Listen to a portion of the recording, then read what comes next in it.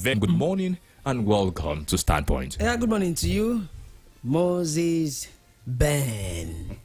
And, well, Fridays. I don't know. I think this last week was so fast. How many days ago it was Friday and today Friday? I don't know, but it is what it is. And today is it 15th or something? No, today is 12th. Okay, today is 12th. Okay. Today is 12th. And we are here again to sit and talk. Once again, close to the Rapid FM team, Standpoint team. Let me appreciate us. We are doing well. If they cannot appreciate us, let us appreciate ourselves. Because here, sometimes we don't even look at faces, and we say it the way it is.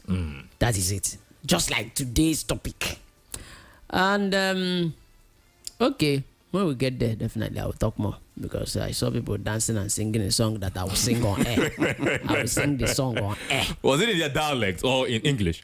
No, Igbo. I was singing it. I was singing the way they sang it. Okay. It's from my local government now. So anything I do or say here, Nami do. Interesting. Yes. I could go there, but you. I hope you will not be laughing at my people. You've not answered one question I asked. Anyway, that's by the way. I could go there. Welcome to Standpoint. Well, thank God the question wasn't thrown. No, to it me. wasn't thrown to you, sir. I'm sorry. I wouldn't have done that. Good morning, my brother Moses Ben, and our beautiful, handsome, and wonderful listeners out there. Welcome you once again to the rallying point, Standpoint. You know, where we say it as it is. So we thank God for today and for the gift of life. So let's get moving. All right, Sam, when you said you would sing the song that The way they sang, yeah. the way they sang it, I can't wait to listen to the lyrics. The local dialect. Thank you. And also know if I'll be able to get one or two messages from that song. Well, as our program progresses this morning, we'll give attention to that. Before we face the topic for today, there are other stories we have been tracking. I'm talking about developing stories. Let's talk about the Nigerian Labour Congress, the organized labor union. Yesterday, they met with the president, but as a result of that meeting, they've postponed it for 1 week from yesterday. They are still taking their grant that 250,000 naira is where we are at the moment. When journalists tried to find out what transpired during the meeting with the president, they said, of course, it wasn't about the figure. It was about certain policies, things in place, and all of those.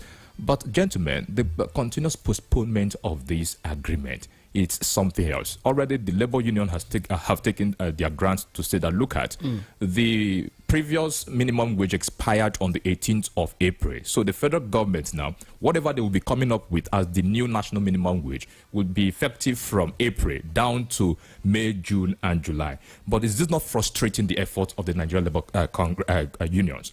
I could go here. Absolutely, they are being frustrated. You know, these are what you see in negotiations. You know, you keep rigmaroling, you keep dragging it, you keep delaying it, you keep taking it from different points, different angles, trying to frustrate your opponents.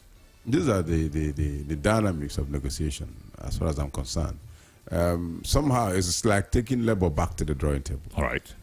Because that's what it looks like right now. And of course, if you can see, you see that labor is losing steam. The initial, zeal is dying. So gradually, they want to corner them where they want, so that at the end of the day, they'll be compelled to accept what federal government wants. By the time, now they don't want to table the issue of, minimum wage. How much are we going to pay? They are trying to look at other variables. You understand? So they are rigmaroling, presenting other variables for them to see the realities. Look, oh boy, if we pay you this, look at the implications. They're just throwing up implications here and there, throwing up issues here and there, here and there, so that at the end of the day, labor will get exasperated and say, well, and then take anything that comes. Yes, they'll say, okay, for peace to reign, let's have a middle ground.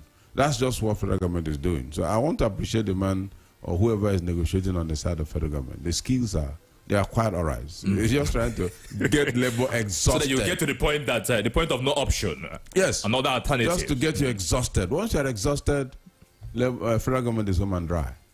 And, now they'll have it their way. But not as if it will end up in 60-something. They may still shift grounds.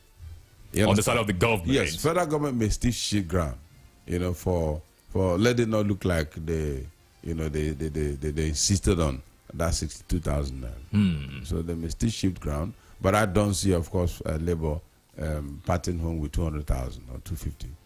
It's likely not going to work. Okay. Yeah, that's my own opinion here. It's likely not going to work because even we workers, the people that are looking at, we are now spectators in all of this. Yes. So at some point, the people will get bored. I said, all right, Ike, I will come back to you. All right. But joining us this morning on Standpoint, as we look at the current development in Nigeria, we are being joined by Dr. Samuel Nwonosike, of course, Chairman, Ikwerre Local Government Area, Rivers State. Good morning, sir, and welcome to Standpoint. Good morning. Thank you for having me on your show. How have you been, sir? We've been doing well. We've been trying our best to see that we defend democracy and we uphold the Constitution of the Federal Republic of Nigeria as we're supposed to do.